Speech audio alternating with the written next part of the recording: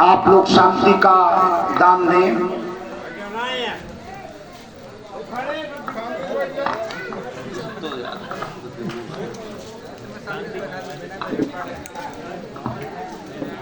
वत्स, कुछ अयोध्या में पूज्य गुरुदेव, मैं दृष्टिपात कर रहा हूं आपकी ओर। जिस समय मैं आपकी ज्ञान वाटिका में ज्ञानामृत पान करने के लिए आता था, उस समय आपका आशीर्वाद, आपके आशीर्वचन हमारी उत्साह को ओजस्वी बना दिया करते थे। आज आपका वही आशीर्वचन मंदता की ओर, हमारे हृदय को व्याकुलता की ओर ले जा रहा है प्रभु। दूसरी ओर दृष्टिपात करता हूं अवध का नेपाल, भैया भरत और बिना किरीट के, एक राजा का किरीट के बिना होना भी हृदय को सशंकित करता है नाथ। शत्रुघ्न के मुखार बिंदु पर मलानता और दीनता का भाव परिलक्षित कर रहा हूं प्रभु। पूर्ववासियों के मुखार बिंदु मुरझाए हुए पुष्पों की भांति और हृदय को सबसे अधिक वेदना पहुंचाने वाला दृश्य माताओं का श्वेत वस्त्र धारण करना। कारण क्या है गुरुदेव? कहीं कहीं कारण क्या है?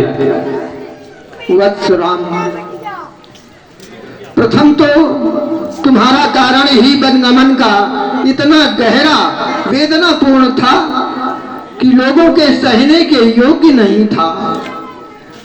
तुम्हारी वेदना में ही महाराज दशरथ का प्राणांत हो जाना नहीं, अत्यंत वेदनापूर्ण विषय बन गया। ऋषि आप क्या कह रहे हैं? यथार्थ है। माता जन्म देती है गुरुदेव,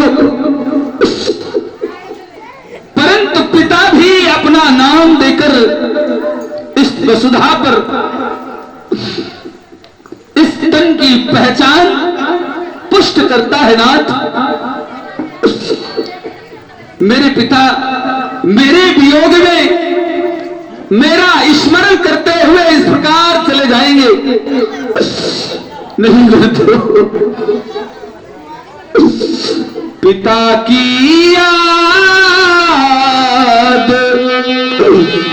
आती है,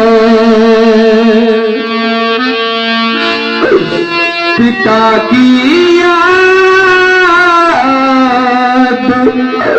आती है, पिता की याद आती है।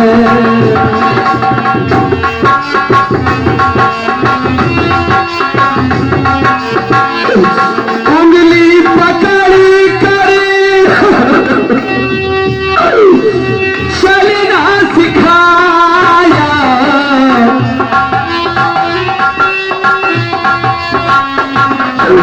राजनीति का पाठ पढ़ाया, याद करके ये आंखें भर आती है, पिता की याद आती है।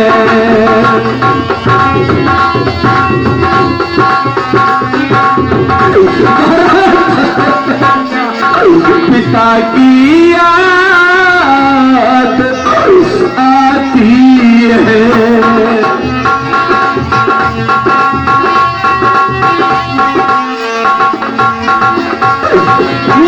आगमन पर मोह जगा था,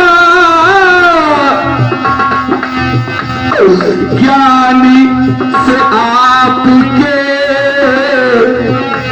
अंध छटा था, जिसमें अयोध्या में एक बार महामुनि विश्वामित्र जी का आगमन और उन्होंने मुझे मांगा।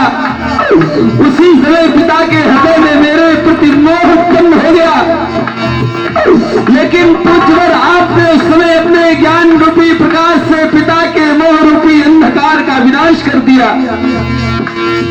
और उस समय मेरे पिता ने कहा था, मेरे प्राण नाथ सूत दो,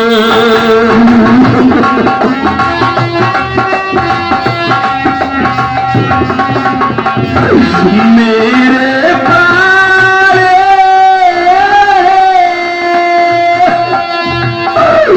नाथ सूत दो,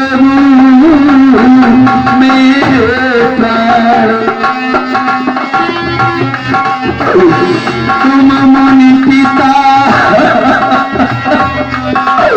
आन नहीं को,